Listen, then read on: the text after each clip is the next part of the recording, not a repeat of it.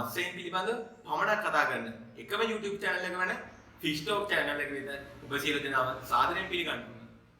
දේශීය මෙන්ම විදේශීය මසුන් පිළිබඳවද එම මසුන් සඳහා අවශ්‍ය ටැංක් සෙටප් පිළිබඳවද ඔවුන්ට අවශ්‍ය ආහාර පිළිබඳවද අපගේ YouTube channel එක ඔස්සේ කතා කිරීමට බලාපොරොත්තු වෙනවා.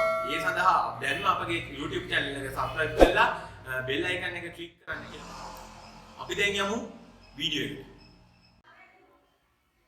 ශ්‍රී ලංකාව තුළ ලොකු කුඩා සියලු දෙනාගේම ජනප්‍රියතාවයට අද මේ ඇලිගේටර් ගා කියන මත්ස්‍යයා පත් වෙලා තියෙනවා. ඒකින්ද අපි අපගේ පළවෙනිම වීඩියෝ එක ඇලිගේටර් ගා ගැන කතා කිරීමට තීරණය කළා. ඇලිගේටර් ගා කියන්නේ කිරණ වලින් නිමවා ඇති යූරියා අයිලන්ඩ් මත්ස්‍යයකි. ඊට අමතරව ගත්තොත් ඇලිගේටර් ගා කියන මත්ස්‍යයා ගේ නිජබිම වන්නේ උතුරු ඇමරිකාව. ලෝකයේ විශාලතම නිර්දීය මත්ස්‍යයෙක් අතරට ඇලිගේටර් ගා යන මත්ස්‍යය අපිට හඳුන්වා දෙන්න පුළුවන්. ඒතකොට ඇලිගේටර් ගා වර්ග අපි ගත්තොත් විශාල ප්‍රමාණයක් සිටිනවා. ඇලිගේටර් ගා යන සත්ව කාණ්ඩය ශ්‍රී ලංකාව තුළ ප්‍රධාන ස්ථානයක් ගන්නවා. ඇලිගේටර් ගාට අමතරව ගා ෆැමිලි එකේ වෙනත් ගාලා විශාල ප්‍රමාණයක් ජීවත් වෙනවා. ඒ අතරින් විශාලතම මත්ස්‍යයා ලෙස ඇලිගේටර් ගා යන විශේෂය හඳුන්වා දෙන්න පුළුවන්. ඊට අමතරව ගා ෆැමිලි එකේ කුඩාතම මත්ස්‍යයා ලෙස ස්පොටඩ් ගා යන විශේෂය අපිට හඳුන්වා දෙන්න පුළුවන්.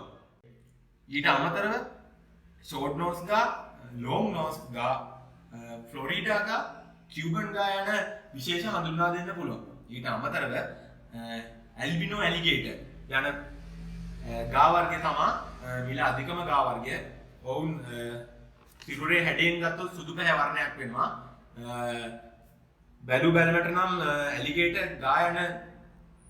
ගා සත්‍යයටම ආවේනික වූ ලක්ෂණ වලින් සමන්විතයි. ඇලිගේටර් ගා යන විශේෂ ගත් විට ඔවුන් සජීවී පොසිලයක් ලෙස හඳුන්වනවා. ඒකට හේතුව තමයි ඇලිගේටර්ස්ලා අවුරුදු 100ක් පමණ ඉතිහාසයක් තියෙන සත්ව කාණ්ඩයක් ලෙස හඳුන්වන්න පුළුවන්. මීට අමතරව ඔවුන්ගේ කොරපොතු ඉතාමත් ශක්තිමත් ලෙස ඝනව වැඩි තිබෙනවා. එම නිසා එම කොරපොතු අතීතයේදී ඊතල සෑදීමේදී හිස සෑදීම සඳහා යොදාගෙන ඇති බව පවසා තිබෙනවා. අප ඔබට ලබා තිබෙන මෙම ඡායාරූපයෙන් ඒ සාධිත කරන්න පුළුවන්. ගැනොයිඩ් කොරපොතු ලෙස එම කොරපොතු හඳුන්වන අස්තිමය කොරපොතු ලෙසත් එම කොරපොතු හඳුන්වාලන්න පුළුවන්. ඇලිගේටර් ගා යන සත්වයා ගත් විට මෙවැනි අඩි 4ක් වැනි ටැංකියක් තුල ඔවුන්ට වර්ධනය විය හැක්කේ උපරිම අඩි 2ක් පමණි. මොවුන් මිරිදිය ගංගාවක් වැනි එකක වැඩි නම් ඔවුන් අඩි 10ක් පමණ වර්ධනය වන බව සඳහන් වෙනවා. සාමාන්‍යයෙන් ඇක්වේරියම් එකක ඇලිගේටර් ගා කෙනෙක් වර්ධනය වෙන ශීඝ්‍රතාවය අඩි 6ක් පමණ දක්වා පමණි. ඇලිගේටර් ගා ආහාර රටාව ගත් විට ඔවුන්ට ඉස්සන් ඊට අමතරව විවිධ කුඩා මසුන් ආහාරයට දීමට හැක. ඊටත් අමතරව කුකුල් මස් වැනි දෑ ඔවුන්ට ආහාරයට ලබා දීමට හැකි වෙනවා.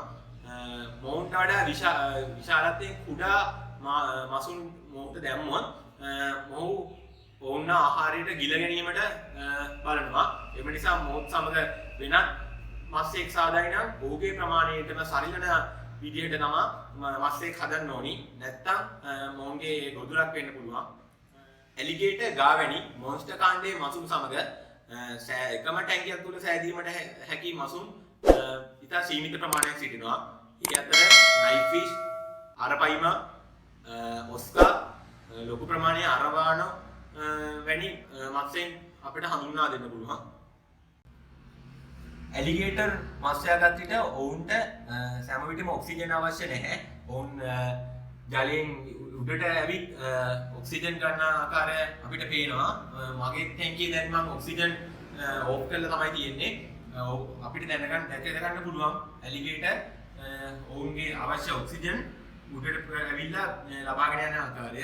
ඇත්තෙන්ම දැන් මම ඇලිගේටර් ගාහට ආහාර ලබා දීමටයි සැරසෙන්නේ. ඔයගලන්ට පේනවා තමත් කියුණු දත් ඇති මත්ස්‍යයෙක් ලෙස ඇලිගේටර් ගා පෙන්වා දෙන්න පුළුවන්.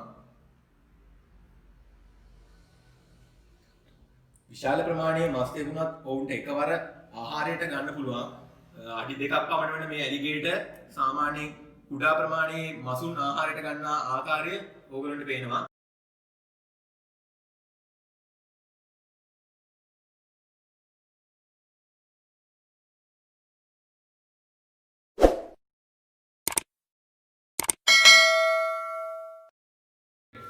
ඔය ඉතින් ඔන්න අපි ඇලිගේටර් ගාගෙන අදගෙන ආපු වීඩියෝ එක මෙතනින් ඉවරයි.